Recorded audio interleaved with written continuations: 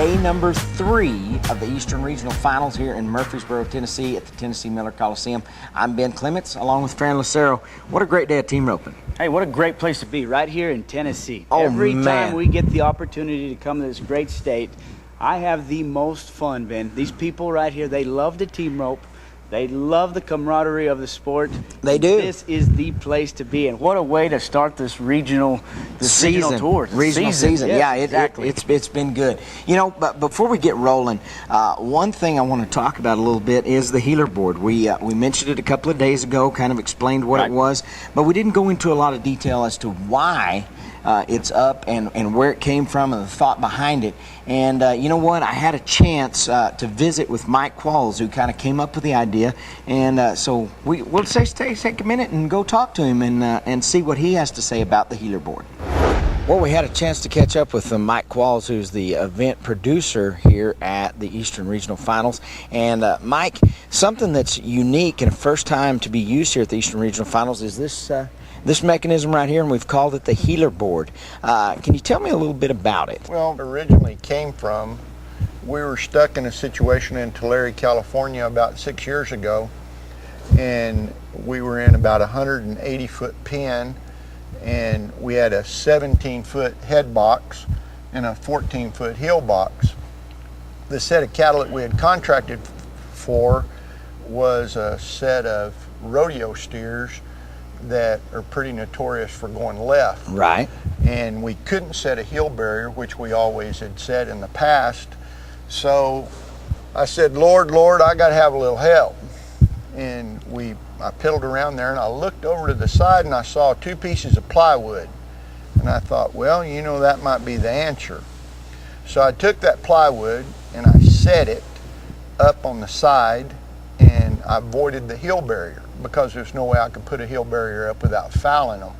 And we couldn't change the set because the boxes were concreted in. Right. We couldn't bring our equipment and set it out front because the pin was too short.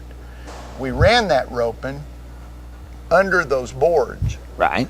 And we announced one rule, that if you knock them around that board, you own them. Mm-hmm. And we got through that roping from the open to the novice beginners. Right. With that board up, and those cattle held straight. And ideal. You know, it was a real good learning experience, and it was amazing to me that those cattle would run as straight under that board. And then the catch was better. We weren't holding the completed times on those team roping runs were better. Right. The catch ratios were better. Exactly. And well, you know, and so now we're 6 years down the road, and this is something that you have implemented at USTRC staff events this year. And man, it looks to me like it's a really great thing. What I've noticed just by watching it is, if that healer lets the header start first and then goes right with him, that steer's going to stay true, but that healer can get position on his steer, and he doesn't have to worry about the heel barrier. You know, and that 5-second heel barrier can take you out of a roping sometimes. And this is something we've kind of taken away and given back to the roper, and I think it's been a really, really good deal. The setup here at the Eastern Regional Finals, we've got a 16.5-foot box, and we just finished up. This is day number 3 of the roping, and I think the cattle have been really, really well and worked well under the conditions of this heel board. Yes, sir. The thing that we've noticed, we've probably got 30,000 plus runs under this board before we really got to using it back here off of the West Coast. And what we've learned from it is, if we will set this healer board off of a barrier lane 16.5 to 18 inches, right, it won't trap a steer. He feels free in it. Sure. Leaving the box and running straight, which is what that's our goal, is to keep that steer straight. And then if we set this healer board to where a healer can see that steer's back going down this board, then he doesn't lose vision of that steer, but the steer loses vision of him. Then what we do is we open that board up on the backside where that healer can still score around the end of that gate. What we've noticed is that steer a steer, the way his eye set is only going to look out of one eye at a time. Right. And he's going to look out of he's going to pick up the first object. Well, what he does is he's not going to move to the right so much because he's looking back there and he knows where that exit is, but he watches that header come across there. If that healer rides his position, right, and is not sitting at the end of that board, we have found that those cattle run truer. They exactly. run straighter. The other thing that it has done for us, we used to have a lot of cattle that would run to the right wall and hug that right wall, cutting the healer off. I'm giving them basically no shot. And to me, the healer barrier is kind of the thing. Not only did the steer trap the healer, but the healer barrier, afraid of taking the 5-second penalty to get position, it traps the guy. It traps him. The thing it left us to was to a market of healers that had to ride the strongest, stoutest, hardest running horses, in the old theory of, hey, he's not fast enough to be a head horse, we'll make a heel horse out of it. Right. The heel barrier took all that away. The healer board will let you not gut your heel horse and kind of drift yourself into position to where you can be at the corner at the optimum time to take that pitch.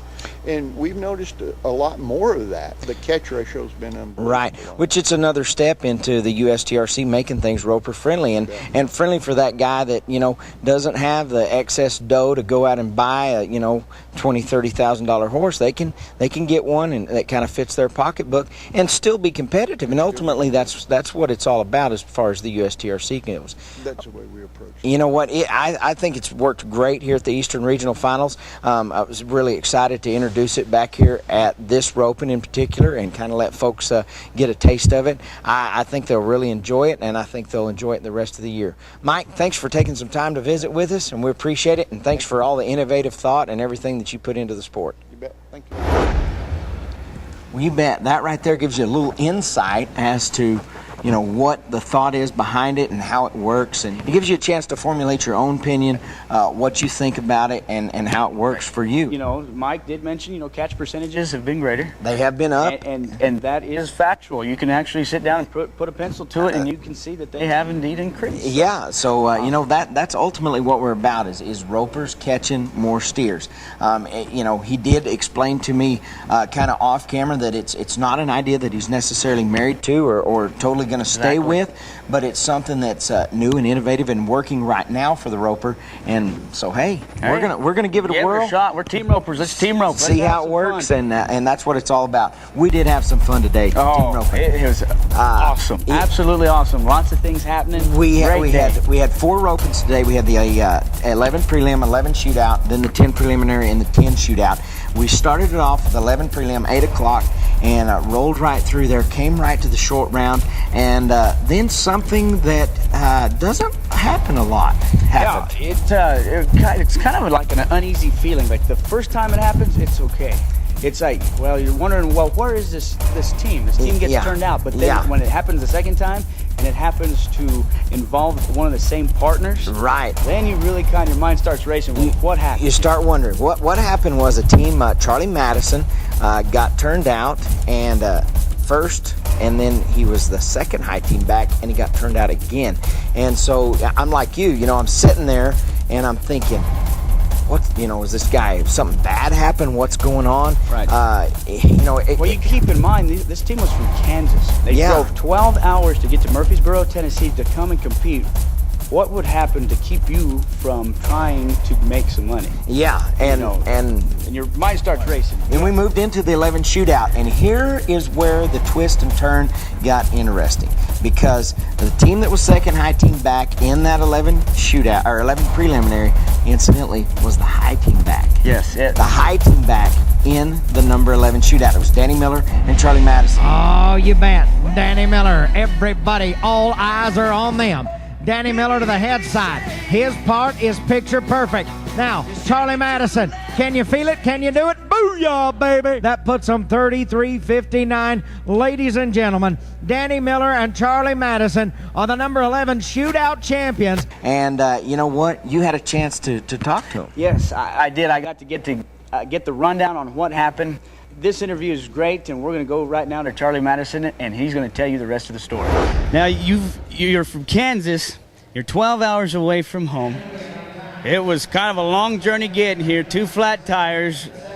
Kind of explain to us what happened in that preliminary. Oh, they're in the prelims. I was trying to get on it early in the day. We was going to get some tires found, so by the end of the day we'd be done. We was possibly thinking about heading out tonight, so I jumped on it quick and didn't start out good. We had 2 flat tires, and it was just a tough go so far. Come out there in the prelims, and we're out trying to find some new tires for the pickup and the trailer, and we hustled back to try to get here and missed it, but it was missing that run was tough. The first person I thought of was Danny. Of course, me and my girlfriend, we was 8th height call. We missed that one, but Danny come out and was real positive. He wasn't negative towards me, which would have been hard on me, and I was lucky that he wasn't. And it's where it got us right here. Oh my gosh, Farron, I cannot believe that. That is crazy. That is crazy. So now they're high team back. Danny Miller, Charlie Madison, they finished the roping and they're number 1. They pocket over $8,000. They get beautiful Martin saddles, and man, what a fairy tale ending to a unique situation. You know what I like about that whole deal is the way, something like that, you had your opportunity to win money. It's tough to get to the short round sometimes. Most of the time. Most of the time, and then when you have this opportunity and it slips away because you're of some decision. You were off-site, thought you had more time than you did. But to overcome that mental aspect of it, I just missed out on, that roping paid out $14,400 in that 11 prelim. Yeah. He missed out on an opportunity to cash in right there. 2 times. Twice. Yeah. But to overcome that, and then with a partner, Danny Miller, like you said in the interview, Danny was never negative towards me. And what does that say about a man like that? And that's what this sport's all about. That's what makes it. I was talking about when we entered the show. Exactly. Second place in the roping, Wes Benson, and Casper Billy was back. He wanted that saddle so bad, he ended up being second. And how about this Wes Benson? He has roped great all weekend long. He's finished second. He's finished third. He's just been right there behind, and it works out. This Wes Benson, he's so fun to be around. This Great morning guy. I say, Wes, how do you feel today? Man, Farron, I feel good. That's good. And then he goes and he places second in this shootout. I asked him again. I said, Wes, how do you feel? He says, man, I feel even better. And we're in the 10 preliminary. And guess what happens? What happens? He comes back and he teams up with Ben Atkinson, and those guys win the roping. They win the roping. So he's got a saddle, he's got a national shootout, $6,000 in flex earnings, and he pockets $3,338. And then we move in to the number 10 shootout, and the story gets better. Plot thickens here. Yeah. This is where it gets super. Our team from Kansas. The team that got turned out had the worst start of any day you could possibly have by getting turned out in the short round. Twice. Second and 8th callback for Charlie Madison. But it's not how you start, folks. It's how you finish. All about the finish. And Amy Younger, Charlie Madison, they're a couple, like we said, from Tennessee. They got turned out way back early on in the day, and now they're in the short round of the number 10 shootout, and they're in a position to win a lot of money. Here's Amy Younger and Charlie Madison. This team has trekked 12 hours to Murfreesboro, Tennessee from their hometown of Fort Scott, Kansas to seek their fortune. It's Amy Younger and Charlie Madison. They can beat 1080 to take the lead for $8,952. It's Charlie's turn. Look at Charlie. Oh, it ain't a college party, but they're hooking it up. They're going to be 9 and 15. They are number 1 in the average. And you know what? They made a great run right there. Amy rolled down there, halfway down the arena, 3/4 of the way down the arena, turned the steer off, and Charlie let him have it. And they ended up winning the number 10 shootout. That's just a great way to end this third day here in Murfreesboro, Tennessee. They won $8,952. They won those beautiful saddles and then $6,000 in flex earnings. And incidentally, that was Amy's very first USTRC saddle. Oh, amazing. That's what it's all about, folks. And Lynn Jones and Glenn Terrell, they teamed up to finish second, and they pocketed $5,968. And then third place was Tommy Allison and Jeremy Galt, who also roped well all day long, and they won $4,724. Yeah. What do you say, Ben? You know what? I say that day number 3 was a great day of team roping here at the Eastern Regional Finals. We appreciate you being here. We got one more day left, and it's going to be super exciting. It's day number 4 coming up.